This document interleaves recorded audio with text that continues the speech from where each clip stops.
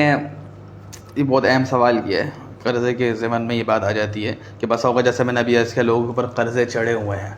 اور ان کے اوپر تو اتنے قرضے ہیں کہ وہ مائنس میں ہی ہیں، یعنی کہ ان کے پاس جو اپنی ذاتی رقم ہے وہ 20-25 ہزار ہے اور 2-4 لاکھ روپے کا قرضہ چڑھا ہوا ہے، تو وہ تو مستحق ہو گیا. اللہ تعالیٰ نے سورہ توبہ کے اندر جو مصارف گنوائے ہیں زکوٰۃ کے مستحقین کے، اس میں فرمایا والغارمین، جو مقروض ہے، قرضہ اس کے اوپر چڑھا ہوا ہے اور اتنا قرضہ ہے کہ وہ مستحق کی کیٹیگری میں چلے گیا، تو اس کو قرضہ اتارنے کی نیت سے جو ہے آپ بالکل زکوٰۃ کی رقم دے سکتے ہیں. اور اس کی ایک صورت یہ بھی ہوتی ہے کہ آپ تو اس کے ہاتھ میں دے دیا بھائی 1 لاکھ روپے لو اپنا قرضہ اتار دو، یہ بھی صحیح ہے، آج کل اکاؤنٹ میں ٹرانسفر کر دیا. اور ایک صورت یہ بھی ہو سکتی ہے کہ بس اوقات مثال کے طور پر مجھے آپ کا قرضہ اتارنا ہے لیکن آپ پہ اعتماد نہیں ہو رہا، کیونکہ لوگ بولتے ہیں یار وہ قرضہ چڑھ گیا ہے، دے دو پیسے زکوٰۃ ہی کے دے دو، اور وہ کسی اور جگہ لگا دیا قرضہ وہیں کھڑا ہوا ہے. تو آپ اس کی اجازت سے اس کے علم میں لگے بھائی میں آپ کے جو قرض خواہ ہیں جس سے آپ نے پیسے لیے ہوئے ہیں، میں آپ کی اجازت سے اس کے اکاؤنٹ میں ڈال رہا ہوں، تو یہ ضمناً قبضہ ہو جائے گا. اس طرح بھی جو ہے زکوٰۃ ادا ہو جائے گی. اور اس میں بھی بہت ثواب، ایک دیکھیں ایک زکوٰۃ کی ادائیگی کا ثواب ہے، صدقے کی ادائیگی کا ثواب، دوسرا یہ کہ آپ نے ایک مسلمان کی جو ہے پریشانی دور کر دی، تو بالکل جو ہے اس کو.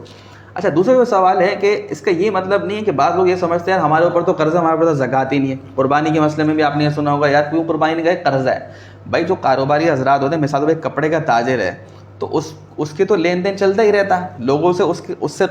قرضے وصول بھی کرنے ہوتے ہیں اور اس کو قرضے کی ادائیگی بھی کرنی ہوتی ہے. تو یہ ایک مسئلہ صحیح نہیں ہے کہ بھائی اگر قرضہ ہے تو زکوٰۃ ہی نہیں ہے،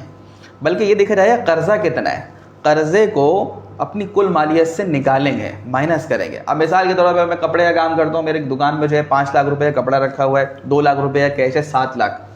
اب 4 لاکھ میرے پاس قرضہ بھی آپ لگا لیں تو 7 لاکھ میں سے جب 4 لاکھ مائنس کریں تو 3 لاکھ روپے بچتے ہیں. تو ابھی جو زکوٰۃ کا نصاب ہے وہ 1,35,000 ہے. تو بھائی آپ 3 لاکھ روپے جب بچتے ہیں تو آپ مستحق تو نہیں، آپ تو صاحب نصاب ہیں. تو 3 لاکھ کی زکوٰۃ آئے گی، 7,500 روپے آپ کو زکوٰۃ دینی ہوگی.